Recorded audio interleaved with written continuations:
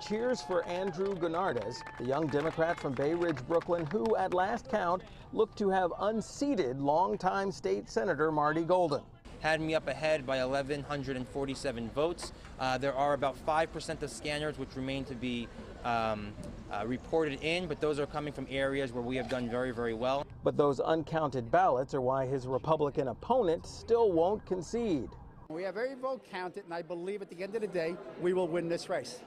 Golden had helped Republicans keep their one-seat majority in the New York State Senate, but after yesterday's elections, the Democrats picked up 7 of those seats, and possibly 8 if Gounardes wins the final count. That had him, while being honored by a transportation safety group, talking about action Albany can now take for New Yorkers. I prefer starting with congestion pricing because I think that's the most sustainable funding mechanism. You heard right. The plan to ease traffic by charging you for driving in Manhattan below 59th Street is on his and the party's agenda, along with fixing widespread voting problems like we saw yesterday, upgrading the subways, and the Reproductive Health Act, which would make a woman's right to choose official state law. But will those get done? Should they? I don't agree with that. Nah.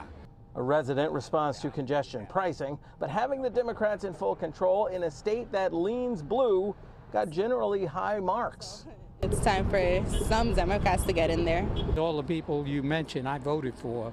It's only a matter of time before the session gavels in and we're able to do all these things. And of course, it's worth pointing out that those person on the street interviews were done in this district that is heavily Democratic. Still, that party saying they intend to get their agenda done, and whatever they end up doing affects everyone, including congestion pricing. We'll just have to wait and see what they do when they do take full control in January.